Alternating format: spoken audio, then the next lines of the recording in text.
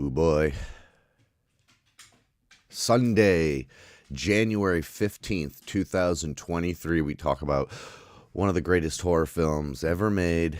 It's Barry Hines' Threads with your host, me, Professor Joe LaRocca. My goodness gracious, this movie is capital H hardcore. So it was a BBC miniseries that played over 2 nights in 1984, I believe, shot on 16 millimeter. I watched a restored version that looked beautiful.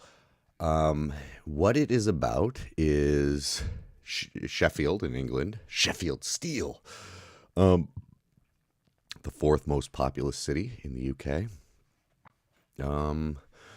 reacting to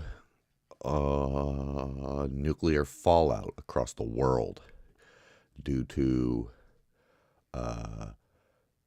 events over Israel and Iran in the Middle East, but as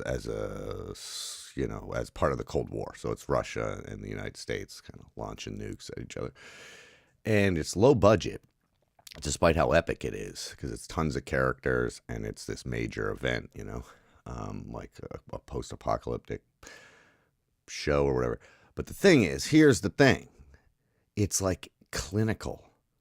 It's like a documentary. Like there's a voiceover that you would think, oh, don't do that. But the voiceover is just like, it's so scary. It's like an after-school special. It's like, there are 3,000 tons of nuclear, blah, blah, blah, blah, blah. And you're just like, Jesus Christ. And then there keeps being these intertitles where dates come up. And basically the first half is before bomb going off, second half after bomb going off. And the first half, it's like The Office or something. Like it's so mundane in a good way. Like it's just these little slice of life, different people. One, it's like a young couple and the girl's gotten pregnant.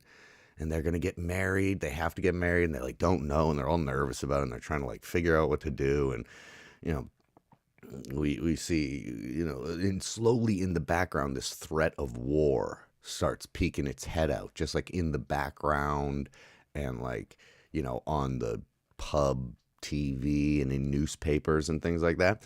And since I knew that, that it's going to be about nuclear fallout, my heart was racing like the whole time. Like I had a knot in my stomach that whenever a date came up, you're like, oh my God, is this going to be the date? Why are they telling us the date? And it's like, just builds this unbelievable tension that very few horror movies do without having there be like jump scares or like demonic murder or, it reminded me more of like United 93 or something, where the tension buildup is so real because that we're going to go off a cliff.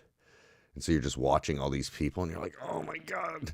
So it's just hyper realistic. They focus in on the details that make it like, how there's like disaster movies by like, who's that schlockmeister? Did Independence Day. Roland Emmerich. Like he never focuses on like the actual realistic little details. It's always people like having a foot race from the cold, or something like silly. It's not like the idea that you'd have to like, that you would eat a raw irradiated lamb that was on the side of the road because you would be so hungry, or that you would drink like sewage water. Like it's not that stuff at all because it's Roland Emmerich is trying to like, do the fantastical escapist version of the post-apocalyptic or like a catastrophic event. Whereas this is like a cautionary tale. It's unbelievable. Like it's abstract and expressionistic, and while still being clinical, which I don't understand how they do it. Like they give you these shots of horror, these little moments that will stay with you for the rest of your life, definitely. And they're just these little, and they're not even insanely graphic. They're just the idea. Like there's this, I only tell you one because I remember someone telling me about one of the ones, and it like, then when it happened, it was less meaningful, but there's just this hand kind of coming out of the rubble, and it's kind of just trying to feel around, and then it just is on fire because it gets close to this fire and it can't tell, and it just burns. And you're like, oh my God. I don't know, it's so horrific. Yeah. And I think the mundanity of the first half and then the chaos of the second half are so brilliant. Like it's like Stanley Kubrick would have done it this way. Like it's genius, you know. And then ultimately, the movie is a message to like the U.S. and Soviet Union stuff, especially the U.S. I mean, the movie has only one song really in the whole movie. Both are played diegetically, which means like on the radio and the characters are hearing it. The first one is Johnny Be Good. I mean that plays in the beginning and at the end, and like on the radio, and you're like, that is such an American. That's like, oh no, he's playing a guitar, like he's ringing a bell. The movie's basically saying, Johnny, don't go. Don't show your muscular bravado because you will end the earth. There's no credit music over the credits. There's no score. That shit's crazy for 1984 on the television. You know what I mean? So this prompted Reagan to make a speech, I guess, because it like horrified him. He was like, oh my God, we really cannot let this happen. You know? I think it's one of the reasons the Cold War ended. This movie, hopefully. There's this great scene when the kids are watching this old tape recorded show, and it's words and images, and it's just showing all these different skeletons. That's the most brilliant scene. And that the next generation of kids, are all like, they're stupid. Like they can't. They like, gives it to me. They're all like speaking all dumb and like. It's so scary. That is so genius. It's kind of a masterpiece of subtlety, which is a weird thing to say about a movie about the entire world being destroyed by nuclear arms. You can't hug the world with nuclear arms, Marge. Or, I don't know, Lisa. What I learned that concept of restraint, that tantric storytelling is maybe the most effective in a horror movie. Just hold that nut, dude. Just hold that nut, and it'll be twice as nuttier once you get to the climax. Well, that metaphor really worked out. So you can see it on Tubi with commercials, which is actually fine because it had commercial breaks. But if you can, and you have a regionless Blu-ray player like me, get the DVD because it's restored.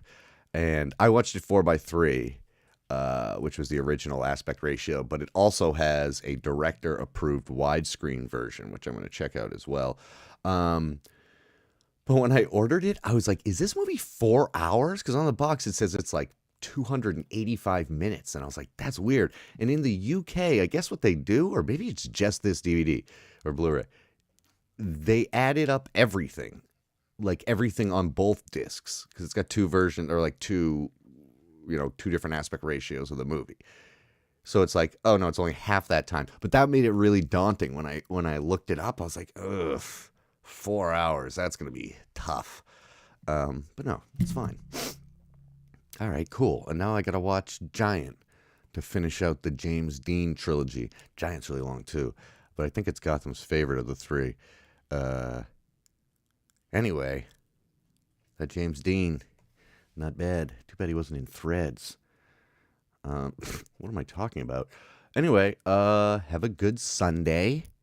Appreciate the little things in life, like running water and non-irradiated breast milk. Take it easy. Bye.